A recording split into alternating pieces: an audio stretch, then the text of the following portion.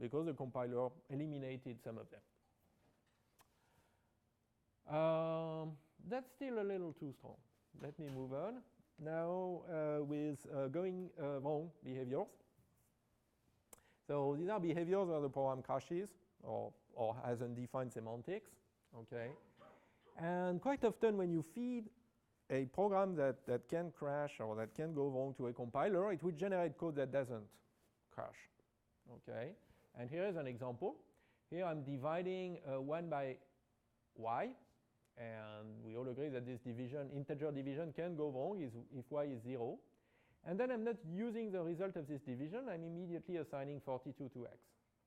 So any decent compiler will just remove that computation and optimize it to x equals 42, which always terminates normally, whether y is 0 or not. Okay?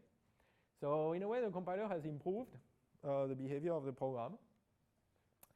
And so why is this a fair game? Well, there are several reasons. One is that it makes it easier to do optimizations, because if you restrict your optimizations to the case where they must preserve going wrong behaviors, then you have less freedom. There's also an argument that you shouldn't feed your compiler a program that can crash. Okay? For instance, you may have type checked that program with a sound type system, in which case you know that it cannot go wrong, and then the compiler can optimize like crazy. Or maybe the program was formally verified using one of those static analyzers or program provers I mentioned.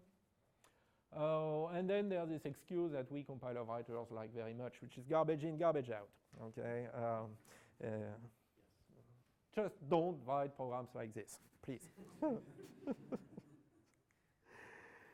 So that gives rise to safe backward simulation, which says that under the assumption that P1 has no going wrong behaviors, all behaviors of the compiled code P2 should be behaviors of P1. Okay? And if P1 has some going wrong behaviors, as we saw, P2 can have non-going wrong behaviors, or it can do whatever it wants, actually. And this is a good notion because it implies preservation of specifications. So let's say we have a spec for our application, and that spec is a predicate, or it's a set of correct behaviors.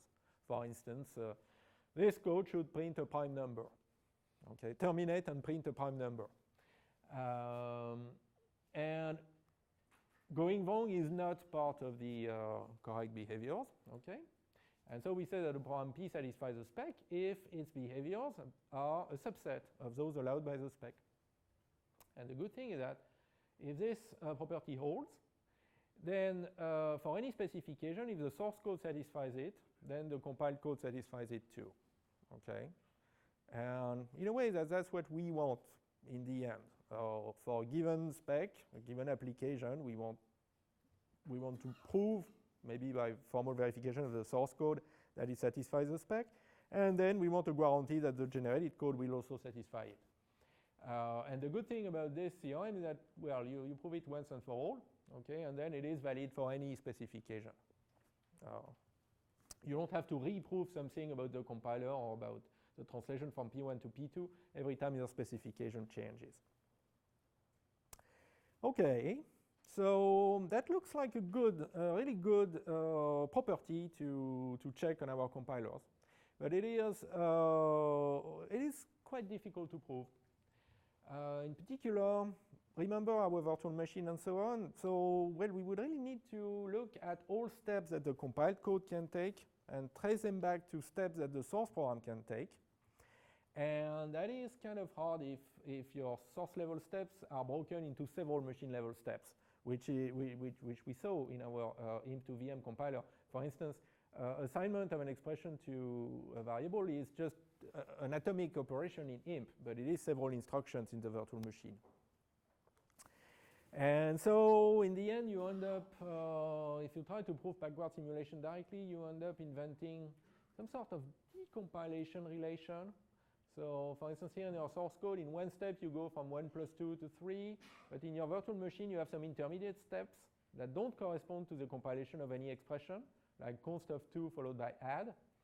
And that you have to trace back, and taking the stack into account, trace back to either that state of the source language or that state of the source language, using, for instance, decompilation or some symbolic execution techniques.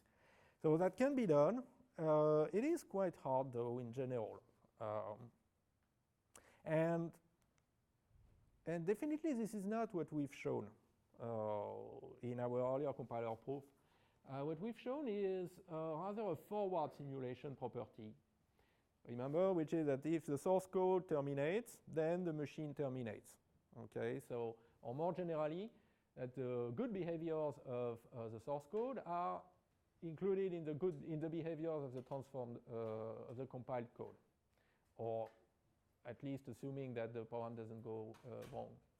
So that is much easier to prove than backward simulations, but not very informative because, well, the compiled code P2 has all the good behaviors of P1, but it could have some bad behaviors in addition. Okay, and the miracle is now if your target language is deterministic, then forward simulation implies backward simulation, and forward simulation for correct programs implies backward simulation for correct programs. And, well, intuitively what they say is that, well, P2 has the good behaviors of P1, and because P2 is deterministic, it cannot have any other behavior. In particular, it cannot have any bad behaviors. Okay? And, well, you can prove that easily in set theory, just by noticing that if you have a non-empty set that is a subset of a singleton, then they must be equal. Okay? Yeah, that's a deep result, but it took me 1 year. It took me 1 year to realize it. So basically, when we have determinism, at least of the target language, everything becomes much easier.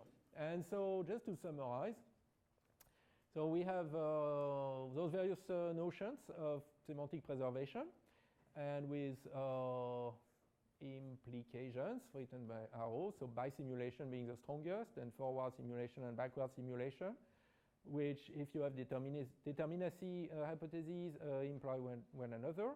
And then you omit going wrong behaviors, and that gives you safe forward simulation or safe backward simulation, and this one implying preservation of satisfaction of specifications. All right, and so our plan for verifying a compiler will be to show forward simulation for correct programs between the source and compiled code. Then if we are serious about it, we can prove that the target language is deterministic, and for single-threaded machine code, it is always the case, basically. And at the very end of the lecture, I'll go back to concurrency, where everything breaks. And then we can conclude that we have a backward simulation, and therefore all functional specifications are preserved by compilation. Oh, yeah. So, yeah, and I will finish with that. So there's a little problem here, is that actually when you have proved 1 and 2, then you've proved that your source language has deterministic semantics. It can only have one behavior. And that's not always the case, as we saw with the C language. So the idea is that then, in this case, you can start by determinizing the semantics early. For instance, fix an evaluation order a posteriori. And so say you have your non-deterministic source language, and the first thing you do is determinize it. And then you can go through intermediate languages, maybe, and all the way to machine code. And here, you will have to prove a backward simulation, but it's kind of trivial because you're not changing the code. You're just changing the transitions, the reductions you can take. Okay? And here, you can take fewer transitions than there. So backward simulation is not too hard to show.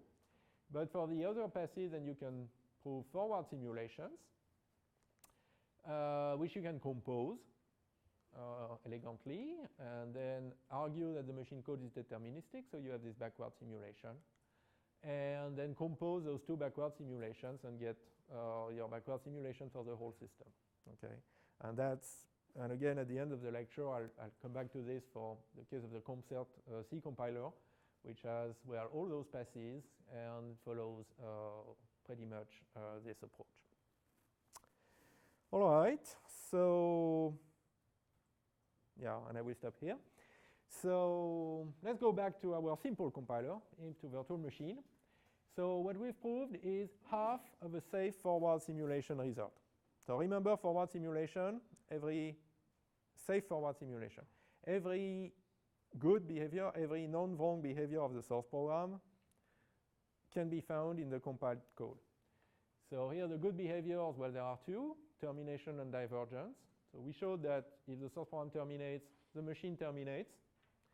And now it remains to show the other half, which is that if the command C diverges when started in that state ST, then the virtual machine executing the compiled code will make infinitely many transitions. Okay, it will not stop, it will not crash. And then we will need a formal characterization of divergence for imp commands, semantics for divergence, and that's what we will see tomorrow. Okay, so that's all for today.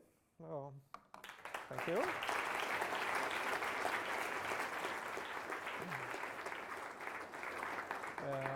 If you have questions now or during the break, yes, please. Just show the URL for the material. Oh, sure. Well, here's a simple algorithm. You go into Google, you type my name, and you get to my homepage, and I think it should be the first link in the news section. But yes.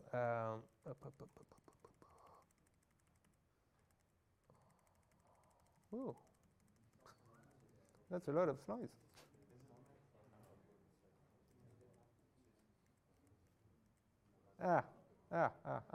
No, stop.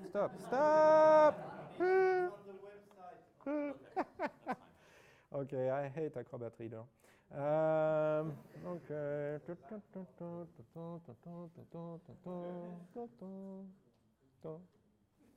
That's it. Other questions?